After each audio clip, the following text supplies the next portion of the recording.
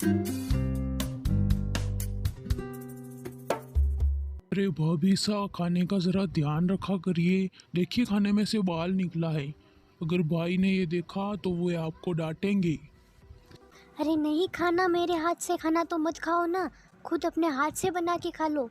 एक तो थकी हारी मैं पूरे दिन भर आती हूँ, तुम लोगों को खाना बना बना के खिलाती हूँ और फिर भी कमी निकालते रहते हो। अरे भाभी सा, आप तो बुरा मान गई। मेरे कहने का वो अर्थ नहीं था, मैं तो बस केवल बता रहा था आपको। हाँ वो तो मैं सब समझती हूँ, और मैं तुम्हारी कोई नौकरानी नहीं हूँ। अरे अगर अच्छा खाना खाने का इतना ही शौक है तो खुद शादी करके अपनी पत्नी ले आओ ना, वो बना के खिलाया करेगी तुम्हें रोज़ अच्छा अच्छा खाना। बस भाभी सा, बहुत हो गया। आपने जो ये कड़वे बोल मुझे बोले हैं ना, इन्हें मैं हमेशा याद रखूंगा। और मैं अभी इसी क्षण से ये सौगंध लेता हूँ, जब तक शादी करके अपनी स्वयं की पत्नी ना ले आऊँगा तब तक खाना नहीं खाऊंगा। यदि खाना खाऊंगा अपनी पत्नी के हाथों से ही खाऊंगा, अन्यथा नहीं खाऊंगा। अरे हाँ हाँ तो जाओ ले आओ ना। हाँ इतना रोब किसे दिखा रहे हो? बातें तो ऐसे कर रहे हो जैसे पद्म देश की पद्मिनी को ले आओगे। बस भाभी सा, बात अब मेरे स्वाभिमान तक पहुंच गई है। अब तो पद्मिनी को लेकर ही वापस आऊंगा, अन्यथा वापस घर कभी नहीं लौटूंगा। चलता हूँ भाभी सा, मेरे भैया का ख्याल रखना। भाभी के कड़वे वचनों से गुस्सा होकर रुद्र ने जो सौगंध ली थी उसे पूरी करने के लिए वह पद्म देश की खोज में निकल पड़ता है। दिन रात एक करके चलता है और पद्म देश की खोज करता है।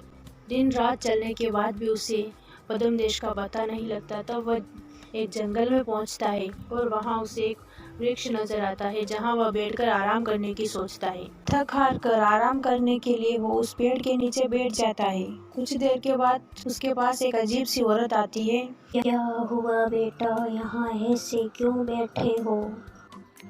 क्या बताऊं काकी, और इस तरह मैं यहाँ पहुँचा। मैंने भाभी के सामने सौगंध तो ले ली कि मैं पद्मिनी को लेकर आऊँगा, लेकिन ना तो मुझे पद्मिनी का पता है और ना ही पद्म देश का। कितने दिनों से भटक रहा हूँ, समझ नहीं आता अब क्या करूँ। देखो बेटा, पद्म देश आज तक जो भी गया है वो कभी लौट कर वापस नहीं आया। मेरी सलाह मानो बेटा, तुम वापस लौट जाओ।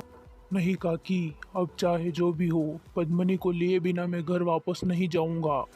ठीक है बेटा, अगर तुम यही चाहते हो तो मैं तुम्हें पद्मनी और पद्म देश का पता बता सकती हूँ। मैं जो जो बताती हूँ सब ध्यान से सुनो। आगे जंगल में चले जाओ, वहाँ तुम्हें एक वट का वृक्ष मिलेगा, उसी के नीचे पद्म देश जाने का रास्ता तुम्हें मिलेगा। और पद्म देश पहुँचने के बाद वहाँ तुम्हें एक नदी मिलेगी जिसके किनारे पर एक वट का वृक्ष होगा। उसी वृक्ष के नीचे एक हाथी सोता है। पद्मिनी उसी हाथी के कान में रहती है। जब हाथी के आराम करने का समय होता है तो वह उसी वट वृक्ष के नीचे आकर सोता है। तब पद्मिनी उसके कान से बाहर निकलती है। उसी समय तुम उसे अपने साथ ला सकते हो। मैं तुम्हें एक मंत्र बताती हूँ जिससे पद्मिनी तुम्हारे साथ आने के लिए राज़ी हो जाएगी। लेकिन हाँ, इस बात का ध्यान रखना, ये बात उस हाथी को ना पता चले, नहीं तो वो तुम दोनों को मार डालेगा। जब हाथी सोता है तो पद्मिनी भी उसके ऊपर अपना सिर रखकर सोती है, इसीलिए जब वो उठेगी तो हाथी को यह बात पता चल जाएगी। इसीलिए मैं तुम्हें एक तकिया बना कर देती हूँ जिसे तुम हाथी के ऊपर रख देना और पद्मिनी को वहाँ से उठा कर ले आना, जिससे हाथी को पता न चलेगा। धन्यवाद काकी मेरी इतनी मदद करने के लिए। लेकिन ये तो बताइए कि आप है कौन और आप मेरी मदद क्यों कर रही है, और आप ये सब कैसे जानती है? अभी यह सब जानने की तुम्हें आवश्यकता नहीं है, जब समय आएगा तुम्हें सब पता चल जाएगा। चलो मैं तुम्हें वह मंत्र बताती हूँ।